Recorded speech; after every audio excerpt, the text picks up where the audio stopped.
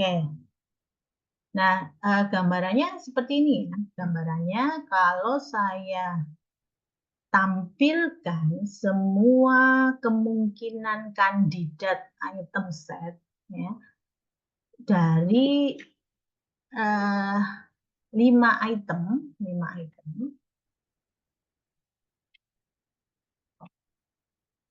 ya, maka kita bisa membangun lattice ya, yang menggambarkan semua kemungkinan. Jadi untuk yang item panjangnya 1 itu kan A, B, C, D, E. Ini untuk 5 ya. Kemudian untuk panjangnya 2 berarti kan kombinasi antara A dengan B, A dengan C, A dengan D, A dengan E. Gitu ya. A, B, A, C, A, D, A, E. Lalu yang dimulai dari B, ini kan, BA atau AB, kemudian BC, BD, BE, dan seterusnya. Jadi kalau kita lihat di sini kombinasinya seperti ini untuk 5. Jadi ada berapa yang harus kita hitung ya? Berarti ini 1, 2, 3, 4, 5, 6, 7, 8, 9, 10, 11, 12, 13, 14, 15, 16, 17, 18, 19, 20, 21, 22, 23, 24, 25, 26, 27, 28, 29, 30, 31, kalau kita tambahkan dengan yang kosong, 32. Nah, jadi kemungkinannya ada 2/5. 2/5. Kemungkinannya ada 2/5. Jadi kita harus menghitung 2/5 data. Itu kalau item setnya 5. Kalau item set itu kan kalau di toko gitu ya, kan mungkin kita menggunakan menjual, toko hanya menjual 5 item. Nah, minimal 100 lah, 100 item, toko kecil. Yang kita kenal, misalkan sekarang ada toko yang lagi viral itu toko Madura. Itu nggak mungkin dia hanya menjual 50 item, bahkan bisa 100 atau lebih gitu ya. Apalagi kalau nanti kita berbicara item yang ada di hypermart ya, yang apa, supermarket besar gitu ya. Ya itu bisa jutaan item. Bayangkan berapa jumlah frekuensi item set yang harus kita hitung. Gitu ya. Ternyata ini juga membutuhkan waktu yang sangat lama. Nah, ini tadi ya. Belum lagi gitu ya, transaksinya itu tadi. Transaksinya nggak bisa kita secara komputasi langsung ketemu gitu ya. Bread kita hitung 1, 2, 3, 4, ya, nggak semudah itu.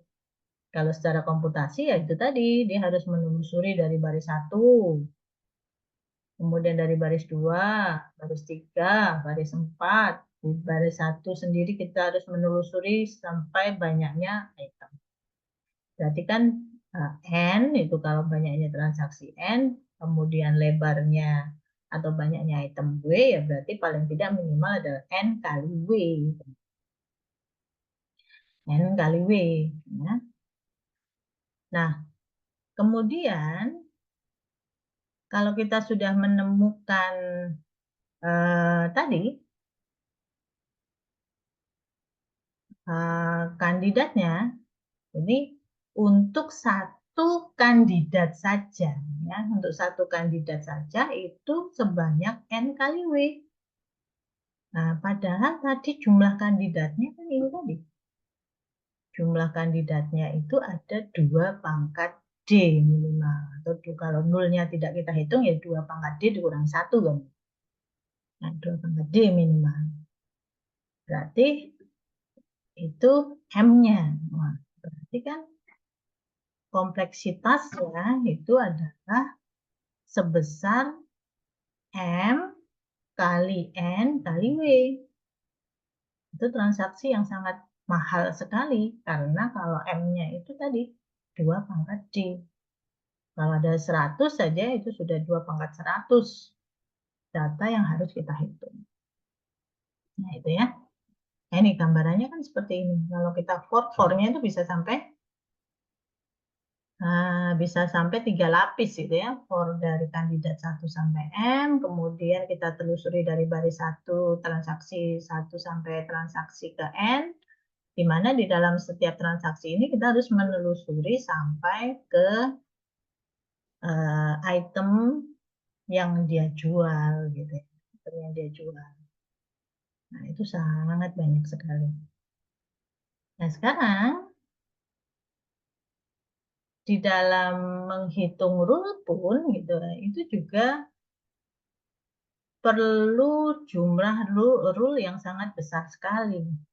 Rule-nya itu kalau kita lihat di sini, kalau kita punya item set 2 pangkat D, 6 saja, ya.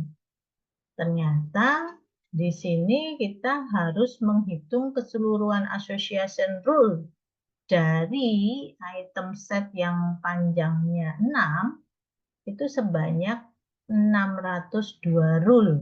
Dari mana itu? Ini 3 pangkat D ya dikurangi 2 pangkat D per 1 ditambah 1 itu merupakan jumlahan dari kombinasi ya. Kombinasi antara D dan K, dan D dikurangi K dibagi dari D dikurangi K dengan item yang mana gitu. Karena ini kan kombinasi. Nah, ini jumlahnya juga sangat besar sekali. Jadi kalau kita lihat di sini, dia modelnya model eksponen. Eksponen, tidak linear naik gitu ya, tapi dia eksponensial. Semakin besar, semakin tinggi, semakin tidak semakin tinggi sekali kompleksitasnya. Nah, berarti kita perlu strategi nih. Strategi pertama apa? Kita turunkan jumlah kandidat. Tadi yang mempengaruhi banyaknya tadi kompleksitas perhitungan ini, yang pertama kan ada banyaknya transaksi, banyaknya item, dan banyaknya kandidat tadi. Banyaknya kandidat.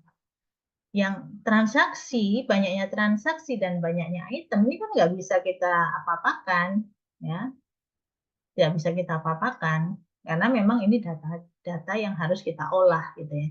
Tapi yang bisa kita strategikan bagaimana menurunkan ini ya pasti adalah banyaknya kandidat ini, bagaimana mengurangi banyaknya kandidat.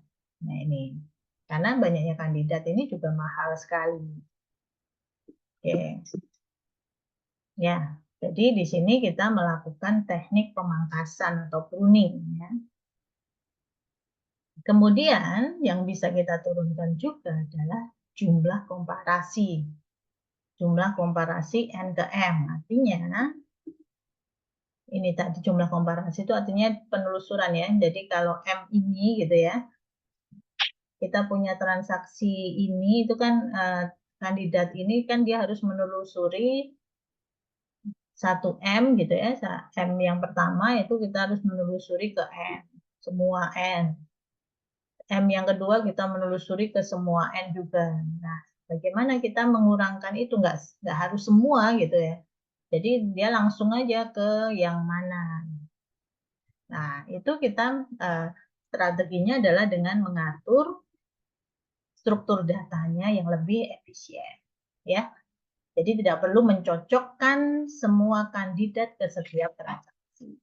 Jadi ada 2 strategi. Jadi bisa kita gunakan untuk menurunkan jumlah perhitungan frequent item set.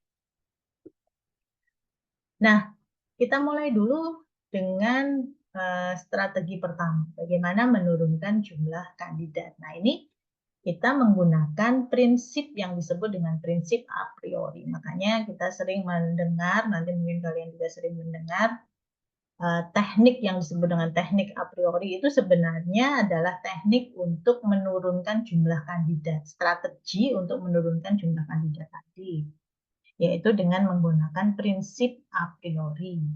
Apa itu prinsip a priori? Jadi prinsip a priori itu adalah prinsip yang menyatakan bahwa jika sebuah item set sering muncul, berarti kan frekuen. Sebuah item set sering muncul, itu berarti frekuen. Ya.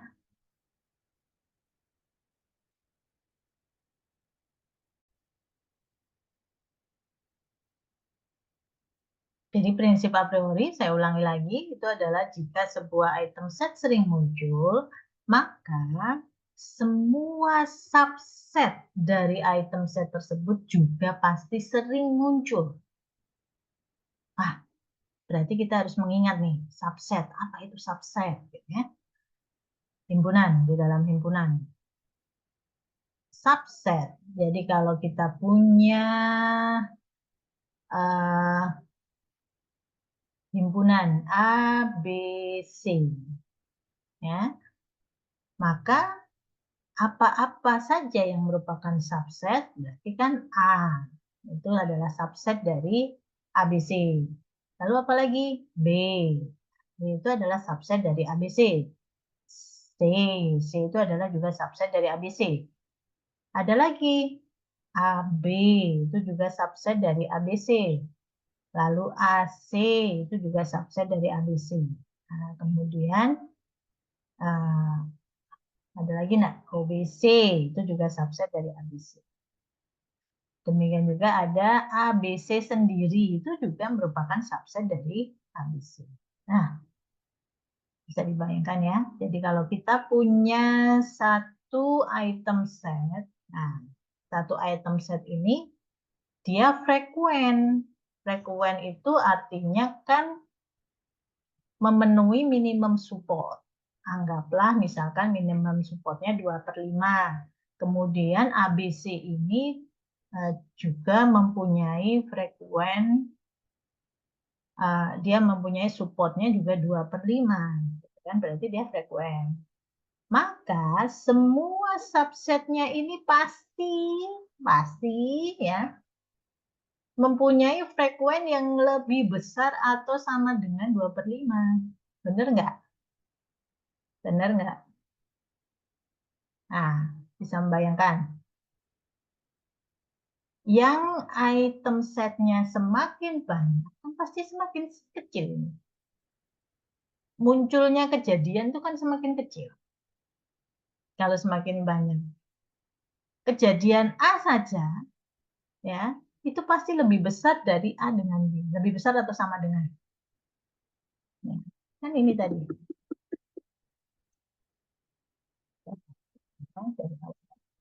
Nah, kita lihat. Kejadian ini, yang tadi sudah kita hitung. Kejadian Brad saja, ya, kejadian Brad saja, itu kan lebih banyak. 1, 2, 3, 4. Tapi kalau sudah kita kombinasikan dengan bread milk, maka dia bisa jadi turun. Karena dia harus melihat kejadian terjadi yang bersama-sama. Mungkin nggak bread milk lebih besar daripada bread? Ya nggak mungkin. Karena dia pasti ya paling tidak sama. Ya, paling tidak sama. Kejadian bread saja itu paling tidak ya dengan bread milk itu sama.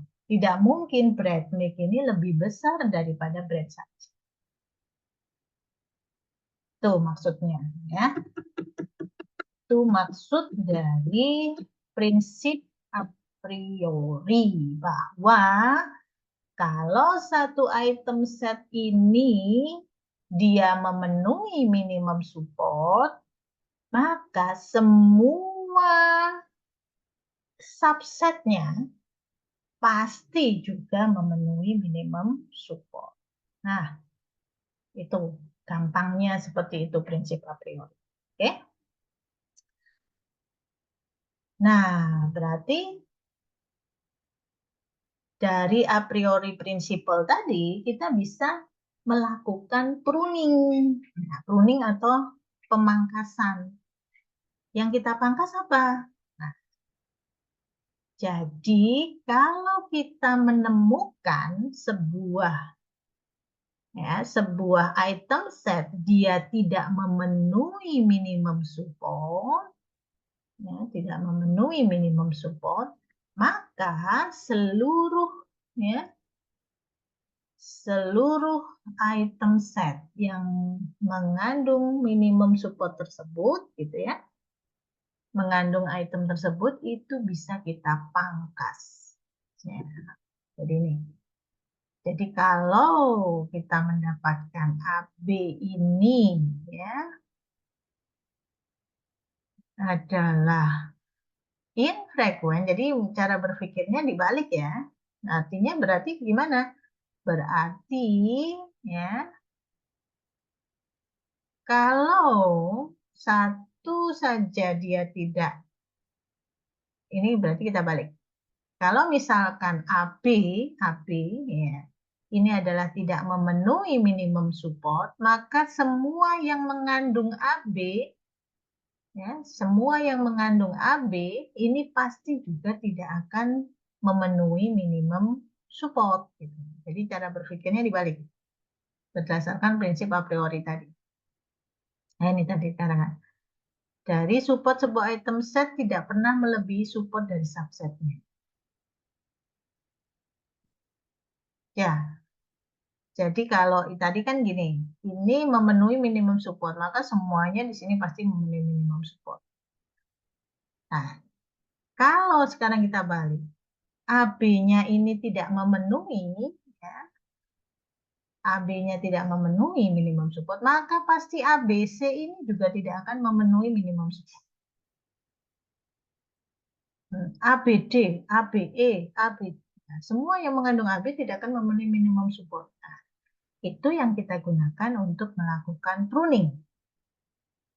Jadi misalkan AB ini adalah tidak memenuhi minimum support, maka semua yang mengandung AB itu juga dianggap tidak mungkin memenuhi minimum support. Nah, artinya kalau ini sudah ketemu, oke, ini kita buang, maka semua yang mengandung AB tidak perlu dihitung, dibuang dari perhitungan. Seperti itu. Ini prinsip proses pruning di dalam prinsipal a priori. Nah, kalau kita implementasikan secara real, maka ilustrasinya seperti ini. Kita lakukan ini ya, yang tadi contoh tadi. Kita pakai yang contoh tadi. Nah, ini misalkan ya, dari contoh ini, nah, kita punya tadi minimum supportnya misalkan 3/5 tadi ya. Nah, ini kita lihat. Kita hitungnya dari awal saja, dari K sama dengan 1 gitu ya. Kita ketemu beratnya 4/5, milknya 4/5, dan seterusnya. Nah, di sini kita ketahui bahwa H dan X ya, X dan Cook itu dia tidak memenuhi minimum support. Ya, tidak memenuhi minimum support. Maka untuk pencarian dengan K panjang 2, kita tidak perlu mencari yang mengandung X dan O. Sudah pasti dia akan tidak memenuhi minimum support. Nah ini terbukti kan? Berat X ini nggak usah dihitung, nggak perlu dihitung harusnya. Jadi kenapa? Karena X-nya ini sudah tidak memenuhi minimum support. Demikian juga yang mengandung coke ini juga nggak perlu kita hitung. Gitu. Jadi yang kita hitung hanya yang frequent item setnya terpenuhi, ya, atau semua supportnya untuk ini dia memenuhi minimum support. Jadi misalkan kita berikan minimum supportnya juga. Dan seterusnya. Nah ini misalkan di tahap kedua ini bread beer, ya bread beer ya. Ini tidak memenuhi minimum support nih. Berarti kalau kita menghitung yang K sama dengan 3, gitu ya, ini tidak usah yang mengandung bread beer. Berarti apa? Bread, milk, diaper saja. Nah, bread, apa lagi? Bread, kan coke-nya tadi sudah, nggak boleh, eggs juga nggak boleh. Lalu bread beer juga nggak boleh. Sudah, hanya tinggal ini, gitu. Berarti kan Tidak perlu semua. Ini yang dimaksud dengan teknik pruning. Ya.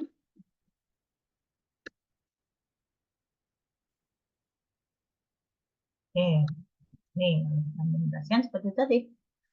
Oh, ini tadi kan sama ya, jadi kita hitung. Ini kan berarti kalau kita lihat 4 per 5, ini kita hitung.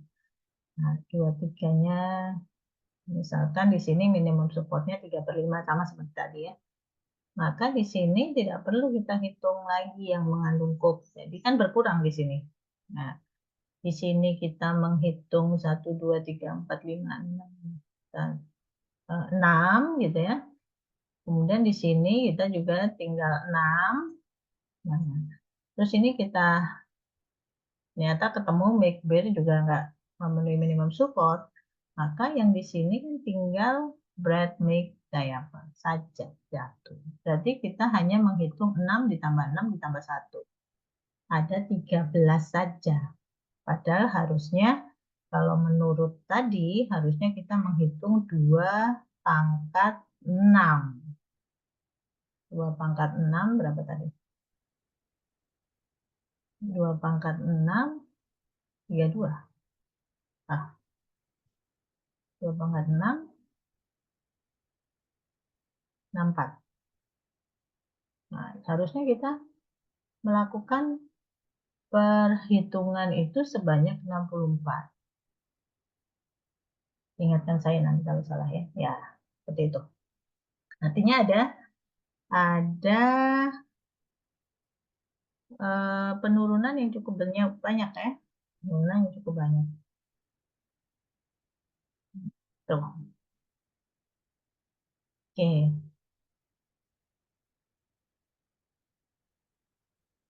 Nah, bagaimana algoritma a priori ini diterapkan? Jadi ya sama seperti tadi ya, kita mulai dari menghitung item set dengan panjang item set 1. Jadi K-nya kita tentukan sama dengan 1. Ya.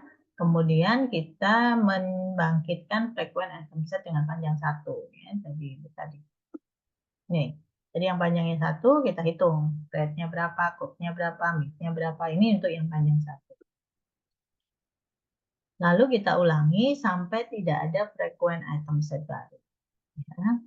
Itu tadi, kita bangkitkan untuk panjang K plus 1, di mana dia tidak mengandung, itu tadi ya, yang kandidat yang dia tidak memenuhi minimum support di panjang 1. Kita hitung hanya yang memenuhi minimum support yang ada di panjang 1. Dan seterusnya.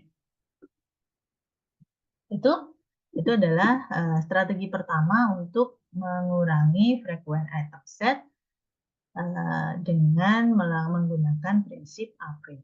Jadi itu tujuannya tadi saya katakan bahwa dia digunakan untuk menurunkan jumlah kandidat. Oke. Nah,